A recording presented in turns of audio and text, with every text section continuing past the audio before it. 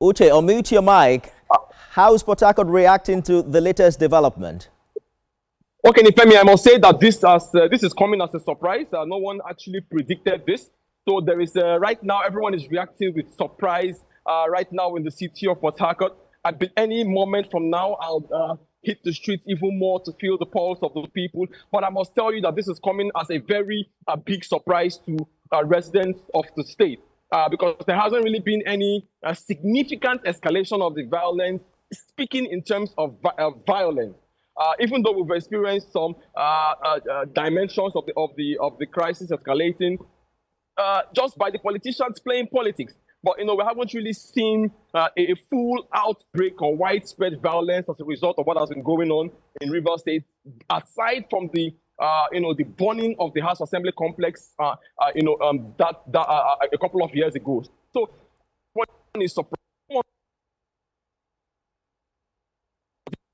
is that if there's any violence, the state would witness, a bit of more visibility policing, increase the deployment of security personnel, perhaps if necessary, the Nigerian armed forces and other security agencies. But this, this particular situation, this particular breaking news, state declaring a state of emergency in Rivers State, as I would say, is coming as a surprise to residents of Rivers State. If I may. Well, we understand that another pipeline explosion hit Rivers State today following what happened last night, Uche. A manifold in Ogba Egbema, Ndoni local government area was rocked by a blast just hour after a similar explosion at the Trans-Niger border. What more do you know about this development? Right now, we do not know much. We do not know much about I would say in terms of those who those who would be responsible or are responsible for those explosions and those fire incidents we've had in those pipelines. The police have said they've arrested a number of persons. I believe that in the next few hours and perhaps in the next few days, if the suspicions are true, if there's any flesh to these suspicions, two things are likely to happen. Groups that are responsible are going to come out and claim responsibility. All right, if this has a political undertone.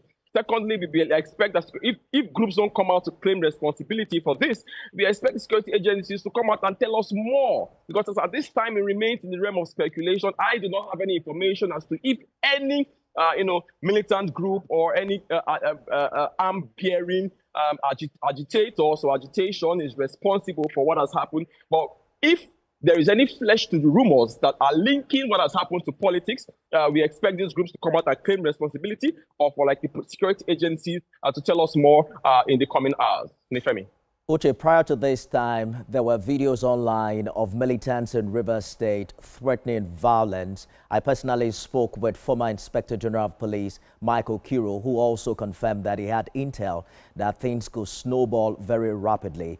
And that's perhaps why Mr. President says he's taking this move. How soon do we begin to get reactions from major stakeholders in Port Harcourt, especially former Governor Siminalayi Fubara?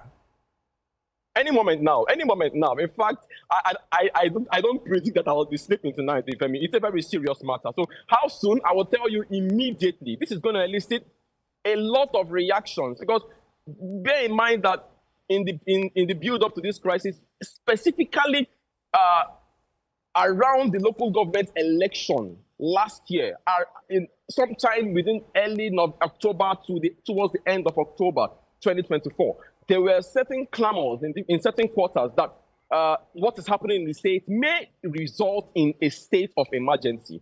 People had said that as at that time, there was a lot of controversy, a lot of a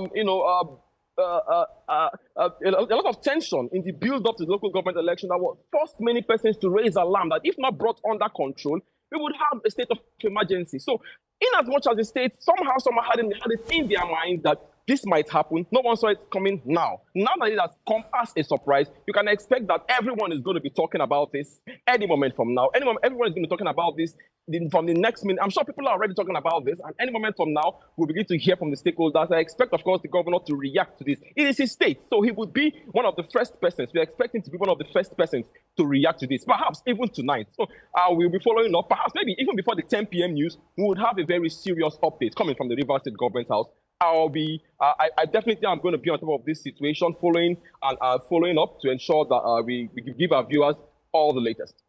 With the assumption of a sole administrator, Uche, Mr. President is saying this doesn't affect the judiciary arm of government, but it sounds like the executive and the legislature are going to take a backseat for the next 6 months.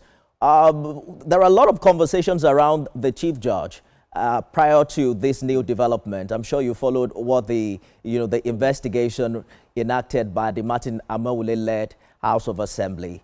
Who sits over the judiciary in Rivers? And what have they been saying in the wake of this crisis? Right now, the Honorable Justice Simeon Amadi is still the #1 citizen of the Rivers State Judiciary. Prior to this time, we know that the executive and the legislature have been embroiled in this crisis. The judiciary has somehow remained in the middle, has somehow remained insulated, not until, I would say, the last couple of weeks. The politicians, in quotes, are allegedly now trying to drag the judiciary